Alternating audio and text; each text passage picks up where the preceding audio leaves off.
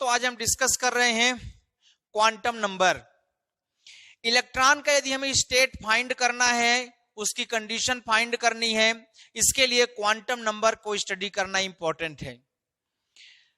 इसके लिए इलेक्ट्रॉन की जो दो प्रॉपर्टी है वो बेस बनता है इलेक्ट्रॉन के क्वांटम नंबर को एक्सप्लेन करने के लिए।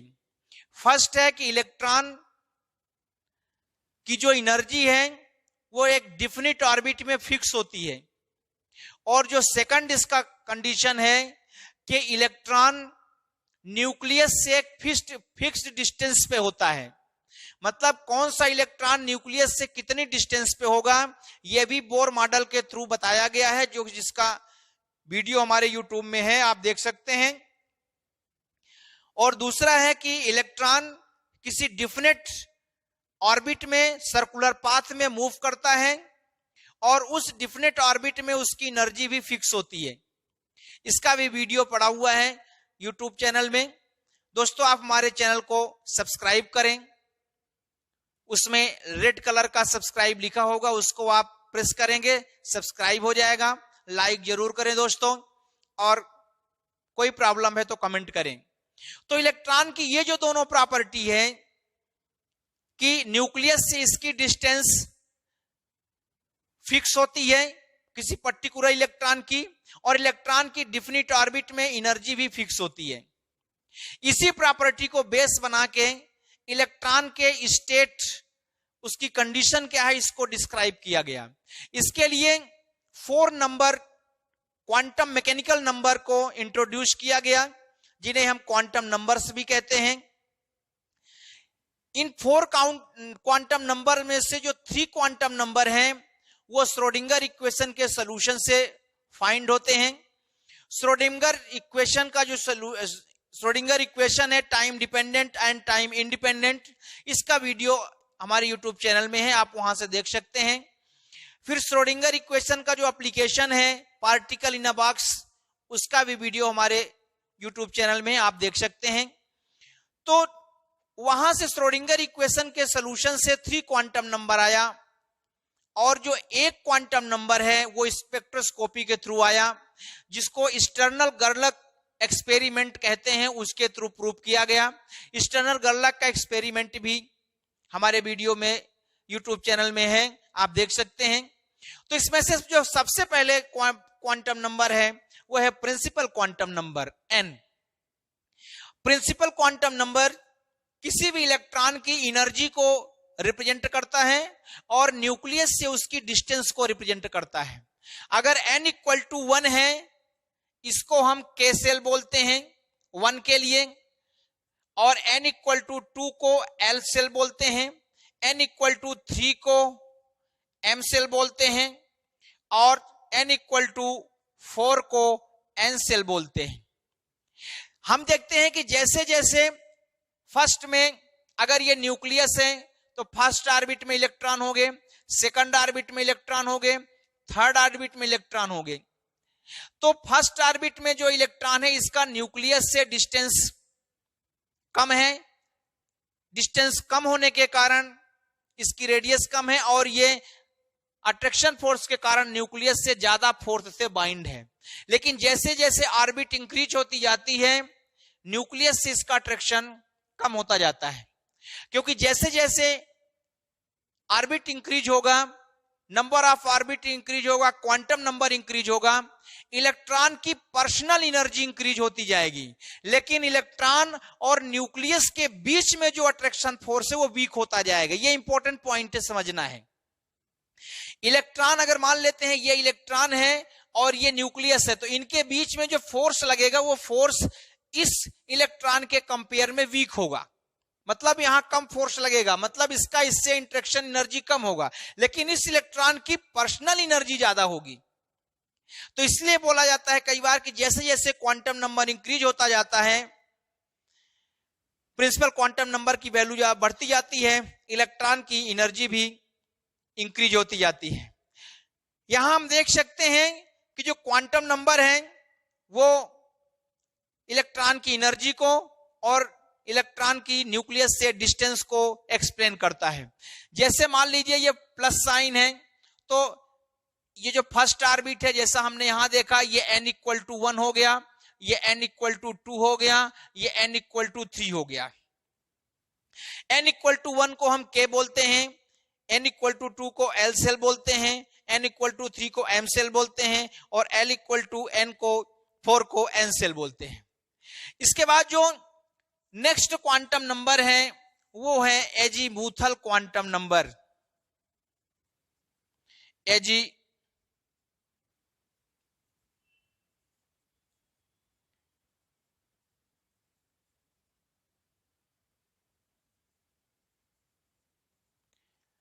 एजीमूथल quantum number. Azimuthal quantum number को हम L से रिप्रेजेंट करते हैं। जो L की वैल्यू है वो सेल के सबसेल को रिप्रेजेंट करता है। एजीमूथल क्वांटम नंबर L की जो वैल्यू होती है वो n इक्वल टू 0 से लेके n-1 तक होती है। मतलब L की वैल्यू 0 से लेकर के n-1 तक होगी इसकी वैल्यू। इसका एग्जाम्पल हम देख सकते हैं कि अगर n इक्वल टू 1 है तो L की वैल्यू हो जाएगी 0, फिर n-1, 1-1 0। इसको हम s ऑर्बिटल कहते हैं। ऑर्बिटल वो स्पेस है जहां पे इलेक्ट्रॉन के फाइंडिंग की प्रोबेबिलिटी ज्यादा होती है। ये जो एजीमूथल क्वांटम नंबर है, ये किसी भी इलेक्ट्रॉन के पर्टिकुलर पॉइंट को रिप्रेजेंट करता है कि इलेक्ट्रॉन किस ऑर्बिटल में पाया जाता है, किस स्पेस में पाया जाता है, किस जगह में पाया जाता है, जिसको हम सबसेल कहते हैं। इलेक्ट्रॉन किस पॉइंट पे लोकेट हो रहा है, इसको आइडेंटिफाई करता है azimuthal quantum number. Azimuthal quantum number के लिए जो ऑर्बिटल हम देखते हैं वो 4 नॉर्मली होते हैं, SPDF। इसके बाद भी होते हैं SPDF, फिर उधर GH-IJ चलते हैं, जो कि हम हायर फिजिक्स में पढ़ते हैं, उसको भी डिस्कस करेंगे।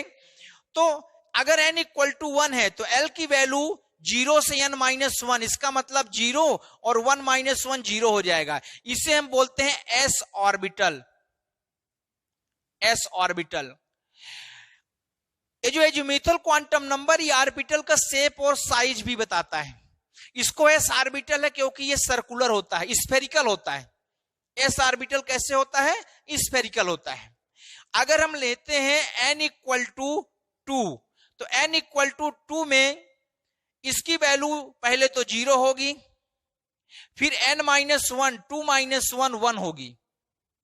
इसका मतलब अगर n इक्वल टू 1 है तो जितने n के नंबर है उतने ही सब ऑर्बिटल सब सेल होंगे। एजीमूथल क्वांटम नंबर जो सबसेल बताता है, यहाँ n इक्वल टू 1 है तो एक सबसेल है, इसीलिए यस ऑर्बिटल में सिंगल ब्लॉक होता है, सिंगल पार्ट होता है, उसके कोई सब ऑर्बिटल नहीं होते। यस ऑर्बिटल में कोई सब ऑर्बिटल नहीं होते। इसी तरह से n इक्वल टू 2 लेंगे तो इसकी वैल्यू इस फॉर्मूले के अकॉर्डिंग 0 और 2-1 1 होगा।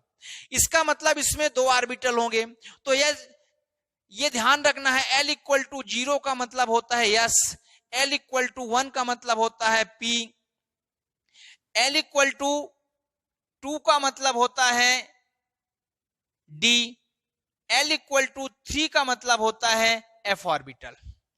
अब दोस्तों इसमें टोटल नंबर ऑफ जो ऑर्बिटल होते हैं, ये सबसेल होते हैं, उसका फॉर्मूला होता है 2LL+1। ये टोटल नंबर ऑफ किसी भी सबसेल में टोटल नंबर ऑफ इलेक्ट्रॉन को रिप्रेजेंट करता है, और यहीं से हम देख सकते हैं कि उसमें कितने सब ऑर्बिटल होंगे। तो n इक्वल टू 2 के लिए 0 और 1 होता है, और 1 का मतलब होता है P। इसका मतलब ये S और P ऑर्बिटल को एक्सप्लेन करता है। अब P ऑर्बिटल के कितने पार्ट होते हैं ये एजीमूथल क्वांटम नंबर से एक्सप्लेन नहीं होता, ये जो है मैग्नेटिक क्वांटम नंबर से एक्सप्लेन होता है कि P ऑर्बिटल के कितने पार्ट होते हैं। यहां सिर्फ ये बताया गया कि अगर n इक्वल टू 1 है तो सिर्फ s ऑर्बिटल होगा, अगर n इक्वल टू 2 है तो s और P ऑर्बिटल होगा। इसी तरह से अगर n इक्वल टू 3 है तो L का मतलब 0 1 2, इसका मतलब S P D 3 ऑर्बिटल होंगे। और किसी भी ऑर्बिटल में जो इलेक्ट्रॉन, नंबर ऑफ इलेक्ट्रॉन है, वो नंबर ऑफ इलेक्ट्रॉन का फार्मूला हो जाएगा 2l+1। अब जैसे हम s ऑर्बिटल को लिए देखते हैं तो l इक्वल टू 0 होगा, तो s ऑर्बिटल में अगर l इक्वल टू 0 होगा तो यहां से यदि हम इसकी l नहीं होगा यहाँ पे, अगर l इक्वल टू 0 होता है तो यहाँ l इक्वल टू 0 कर देंगे तो 2 का मल्टीप्लाई हो जाएगा, तो ये हो जाएगा जब l इक्वल टू 0 है तो टोटल इलेक्ट्रॉन हो जाएंगे 2। इससे प्रूफ होता है कि l equal to 0 s orbital में सिर्फ 2 इलेक्ट्रॉन होंगे। इसी तरह से यदि हम l इक्वल टू 1 ले लें तो अगर l इक्वल टू 1 का मतलब होता है p ऑर्बिटल, तो l इक्वल टू 1 ले लेंगे तो 1 + 1 कितना हो जाएगा, ये होता है फार्मूला 2l+1, ये फार्मूला होता है। तो l इक्वल टू 0 ले लेंगे, 2 को मल्टीप्लाई करेंगे तो 2 आएगा, इसका मतलब l इक्वल टू 0 मतलब s ऑर्बिटल में 2 इलेक्ट्रॉन होते हैं। फिर हम l इक्वल टू 1 ले लेंगे तो यहाँ l इक्वल टू 1 पुट करेंगे तो 2 + 1 3, 3 2 जा 6 होगा, इसका मतलब l इक्वल टू 1 के लिए p होगा और इसमें 6 इलेक्ट्रॉन होंगे, ठीक है। फिर l इक्वल टू जब हम 2 लेंगे तो 2 2 जा 4, 4 1 5 और 5 2 जा 10, इसका मतलब जब हम l इक्वल टू 2 लेंगे इसको हम d ऑर्बिटल बोलते हैं और इसमें टोटल कितने इलेक्ट्रॉन पाए जाएंगे, 10 इलेक्ट्रॉन होंगे। इसी तरह से यदि हम l इक्वल टू 3 लेते हैं तो 3 का मतलब होता है f, और यहां 3 ले लेंगे तो 3 2 जा 6 + 1 7, 7 2 जा 14, इसका मतलब f ऑर्बिटल में 14 इलेक्ट्रॉन पाए जाते हैं। तो इस तरह से l इक्वल टू 0 का मतलब s, l इक्वल टू 1 का मतलब p, l इक्वल टू 2 का मतलब d, l इक्वल टू 3 का मतलब f। s में 2 इलेक्ट्रॉन, p में 6 इलेक्ट्रॉन, d में 10 इलेक्ट्रॉन और f में 14 इलेक्ट्रॉन पाए जाते हैं। और किसी भी ऑर्बिटल में जो नंबर ऑफ इलेक्ट्रॉन होते हैं, मैक्सिमम ऑफ इलेक्ट्रॉन होते हैं, उसका फार्मूला होता है ये। अभी हमने बाई मिस्टेक यहाँ 2 नहीं लिखा था, लेकिन ये होगा 2l+1, ये मैक्सिमम नंबर ऑफ इलेक्ट्रॉन होते हैं। इससे प्रूफ होता है कि n इक्वल टू 3 में sp_d होगा। अगर n इक्वल टू हम 4 ले लेते हैं, अगर n इक्वल टू हम 4 ले लेंगे तो l की वैल्यू हो जाएगी कितना, 0 1 2 3, तो इसमें कितना आ जाएगा, sp_df। चूंकि यहाँ 4 है तो जो n की वैल्यू है वो नंबर ऑफ ऑर्बिटल को रिप्रेजेंट करता है। यहां n इक्वल टू 4 है, इसका मतलब l की वैल्यू है 0 1 2 3, इसमें 4 ऑर्बिटल होंगे।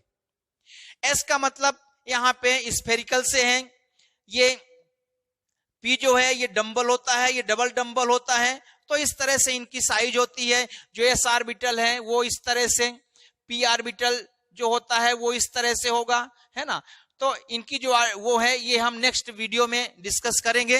इसके बाद जो थर्ड क्वांटम नंबर होता है वो होता है मैग्नेटिक क्वांटम नंबर। जो मैग्नेटिक क्वांटम नंबर है इसको हम m से रिप्रेजेंट करते हैं।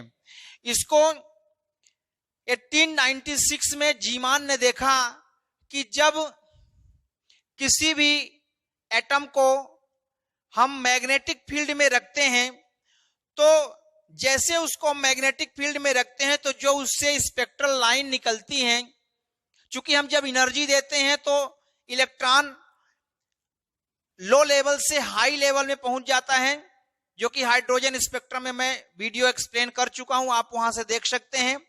और जब वो फिर से हाई लेवल से लो लेवल में आता है, लो लेवल से पहले वो हाई लेवल में जाएगा, फिर हाई लेवल से जब लो लेवल में आएगा तो यहां कुछ वो एनर्जी लाइट के फॉर्म में प्रोड्यूस करेगा। जीमान ने देखा कि जब इस तरह के स्पेक्ट्रल लाइन को हम मैग्नेटिक फील्ड में रखते हैं तो उन्होंने देखा कि ये जो लाइन है ये कई पार्ट में स्प्लिट हो जाती है।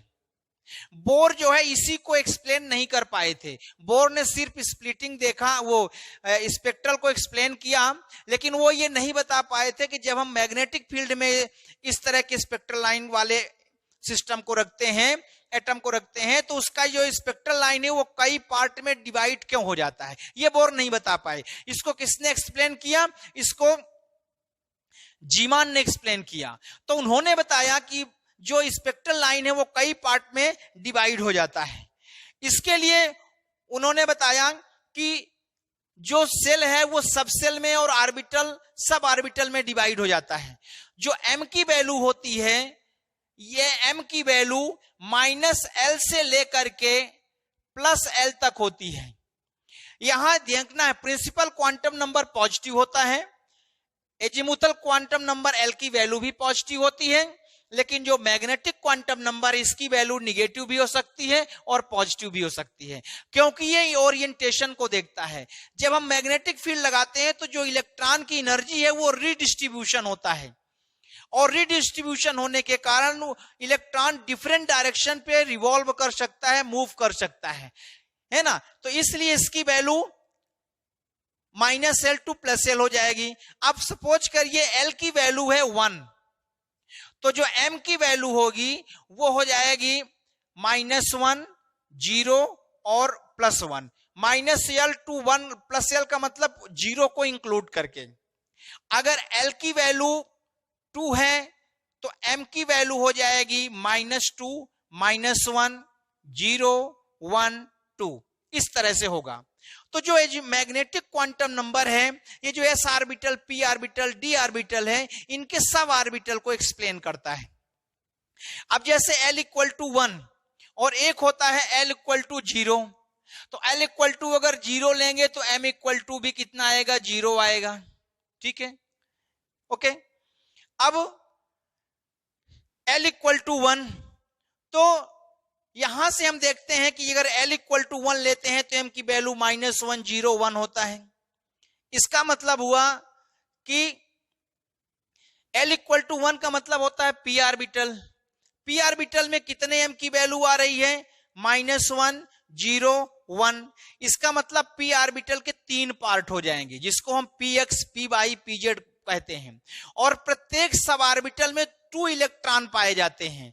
तो p में होता है आपका, जैसे इस तरह से p ऑर्बिटल है, इसके 3 सब ऑर्बिटल होंगे और इनमें इसमें जो है 2 इलेक्ट्रॉन पाए जाएंगे।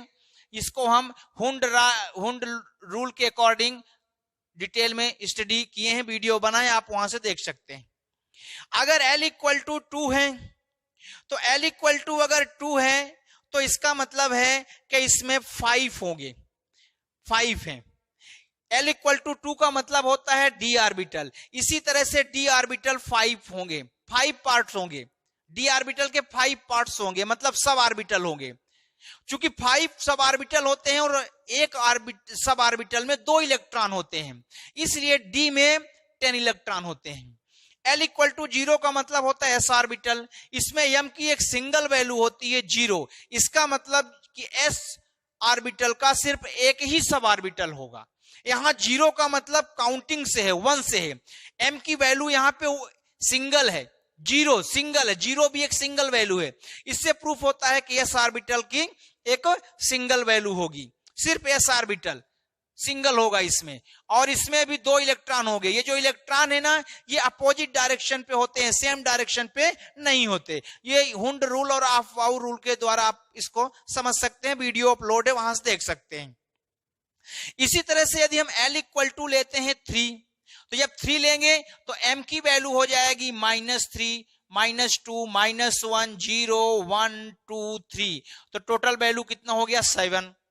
l = 3 का मतलब होता है f ऑर्बिटल, और यहां पे 7 है। इससे प्रूफ होता है कि जो f ऑर्बिटल है वो 7 उसके सब ऑर्बिटल होंगे, और एक सब ऑर्बिटल में 2 इलेक्ट्रॉन होते हैं। इससे प्रूफ होता है कि जो f ऑर्बिटल है उसमें टोटल कितने इलेक्ट्रॉन होंगे, 14 इलेक्ट्रॉन होंगे। इसके बाद जो फोर्थ आता है उसे हम बोलते हैं स्पिन क्वांटम नंबर। इसमें स्पिन क्वांटम नंबर को हम s से रिप्रेजेंट करते हैं। इसके जो स्पिन होते हैं, एक होते हैं अपवर्ड्स और एक दूसरा होता है डाउनवर्ड्स। इसमें हम वो एक ऊपर की ओर देखते हैं इस तरह से, और एक होता है डाउनवर्ड्स। अपवर्ड्स को +1/2 से रिप्रेजेंट करते हैं और डाउनवर्ड्स को -1/2 से रिप्रेजेंट करते हैं। मैग्नेटिक क्वांटम नंबर में किसी भी मैग्नेटिक क्वांटम नंबर m के लिए जो टोटल L की वैल्यू होती है वो होती है 2l+1 मैग्नेटिक क्वांटम नंबर के लिए। और m के एक वैल्यू के लिए स्पिन क्वांटम नंबर की 2 वैल्यू होती हैं। मतलब यदि m = 0 है या m = 1 है तो इसके लिए दोनों के लिए ये आपकी एक इलेक्ट्रॉन के लिए +1/2 हो जाएगा और एक के लिए हो जाएगा आपका -1/2। ये स्पिन क्वांटम नंबर जो है ये क्वांटम मैकेनिकल कॉन्सेप्ट नहीं है, ये टोटल स्पेक्ट्रल कॉन्सेप्ट है, स्पेक्ट्रल कॉन्सेप्ट है। इसमें अपवर्ड्स डाउनवर्ड्स की जगह हम इसको क्लॉकवाइज और एंटी क्लॉकवाइज भी समझ सकते हैं। क्लॉकवाइज के लिए इसकी वैल्यू रिप्रेजेंट की जाती है +1/2 और एंटी क्लॉकवाइज के लिए इसको रिप्रेजेंट करते हैं -1/2। कहीं कहीं इसको अपवर्ड्स में ऐसे भी लिखते हैं और कहीं कहीं इसको इस तरह से भी रिप्रेजेंट किया जाता है। कभी इसको डाउनवर्ड्स को इस तरह से रिप्रेजेंट करते हैं और कभी इसको डाउनवर्ड्स को इस तरह से रिप्रेजेंट करते हैं। अब मैग्नेटिक क्वांटम नंबर में यदि हम देखें कि मैग्नेटिक क्वांटम नंबर के लिए जो total azimuthal quantum number L की वैल्यू होती है वो होती है 2l+1। और यदि प्रिंसिपल क्वांटम नंबर को हम कोरिलेट करें तो प्रिंसिपल क्वांटम नंबर के n सेल के लिए जो टोटल नंबर ऑफ ऑर्बिटल होता है वो होता है n²। मतलब अगर टोटल नंबर ऑफ ऑर्बिटल हमें देखना है तो कितना होगा n²। कैसे? जैसे n = 1 है, अगर n = 1 है तो फर्स्ट में कितने ऑर्बिटल होंगे? n = 1 मतलब 1 ऑर्बिटल होंगे। तो हम देखते हैं कि n सिर्फ s भर होता है। फिर इसी तरह से n = 2 है तो n = 2 में इस फार्मूले से 2² 4 हो गया। इसका मतलब सेकंड ऑर्बिट में 4 ऑर्बिटल होंगे। तो 4 कैसे होंगे? चूंकि यहां पे n = 2 है तो एक s होगा एक p होगा, तो इसका s एक ही प्रकार का होता है और p में 3 होते हैं। इस तरह से आप देख सकते हो कि 2² 4 हो गए। इसी तरह से यदि हम n = 3 लेते हैं तो n² 9 हो जाएगा। और 3 में कितना आता है? s p d। s 1 होता है, p 3 होता है और d 5 होता है। इनको यदि हम प्लस कर देंगे तो 9 आ जाएगा। तो इस तरह से यदि किसी पर्टिकुलर हम ये देखें कि पर्टिकुलर n के लिए टोटल नंबर ऑफ ऑर्बिटल कितने होते हैं तो वो n² होते हैं। यहां से हम बता सकते हैं कि टोटल नंबर ऑफ ऑर्बिटल कितने हैं। यदि मान लीजिए कि हम n = 4 लेते हैं तो n = 4 में टोटल नंबर ऑर्बिटल कितने होंगे? 16 होंगे। कैसे 16 होंगे? 4 का n = जब हम 4 लेंगे तो इसमें कितना आ जाएगा? s p d f। इसमें 1 होगा, इसमें 3 होगा, d में 5 होगा और f में कितना हो जाएगा? 7। अब ये हो गया 5 3 8 1 9 9 7, ये 16 आ गया। तो इस तरह से मैग्नेटिक क्वांटम नंबर m के थ्रू हम यहां देख सकते हैं कि प्रिंसिपल क्वांटम नंबर का रिलेशन क्या है। किसी पर्टिकुलर प्रिंसिपल क्वांटम नंबर के लिए टोटल नंबर ऑफ ऑर्बिटल यदि हम कैलकुलेट करें तो यह n² हो सकता है। और जो total number of azimuthal quantum number है वो 2l+1 हो सकता है। जैसे अगर l = 0 करेंगे तो 1 आएगा, इसका मतलब m की सिंगल वैल्यू आ गई। अगर हम यहाँ पे l = 1 पुट करते हैं, l = 1 पुट करते हैं इस इक्वेशन में तो वैल्यू कितनी हो जाएगी? 3। तो आप देखते हैं कि l = 1 m के लिए l = 1 के लिए m की 3 वैल्यू होती है -1 0 1। इसी तरह से l = यदि हम 2 पुट करें तो 2 2 जा 4 +1 5। तो l = 2 के लिए हम जानते हैं कि m की 5 वैल्यू होती है। कैसे होती है? -2 -1 0 1 2। तो इस तरह से यदि हम l के बेस में देखें कि टोटल नंबर ऑफ m की वैल्यू कितनी होती है तो 2l+1 के द्वारा एक्सप्लेन होगा। और यदि हम प्रिंसिपल क्वांटम नंबर के बेस में देखें कि नंबर ऑफ ऑर्बिटल कितना होगा क्वांटम नंबर कॉन्सेप्ट से तो वो होता है n²। अब इसमें हम देखते हैं एंगुलर मोमेंटम। तो यदि हम l के लिए देखते हैं एंगुलर मोमेंटम, तो ऑर्बिटल का जो एंगुलर मोमेंटम होता है उसका फार्मूला होता है h/2 रूट l+1। ये जो है एजीमुथल क्वांटम नंबर के लिए ऑर्बिटल का एंगुलर मोमेंटम होता है। अब यदि हम इसी को मैग्नेटिक फील्ड के लिए देखें तो मैग्नेटिक फील्ड के लिए जो मैग्नेटिक क्वांटम नंबर होता है उसका होता है फार्मूला, कितना होगा उसमें LZ इक्वल टू MH/2π। ये LZ क्या है? ये LZ जो है जेड कंपोनेंट है, एंगुलर मोमेंटम का ये जेड कंपोनेंट है। जेड कंपोनेंट मतलब मैग्नेटिक फील्ड अप्लाई करने पे जो उसके जेड डायरेक्शन को रिप्रेजेंट करता है। अगर हम स्पिन क्वांटम नंबर के लिए देखें तो ऑर्बिटल के लिए जो स्पिन एंगुलर मोमेंटम है उसका फार्मूला हो जाएगा, कितना होगा MS इक्वल टू हो जाएगा h/2π रूट S+1। तो ये एंगुलर मोमेंटम हो जाएगा। ऑर्बिटल के लिए एंगुलर मोमेंटम इतना होता है।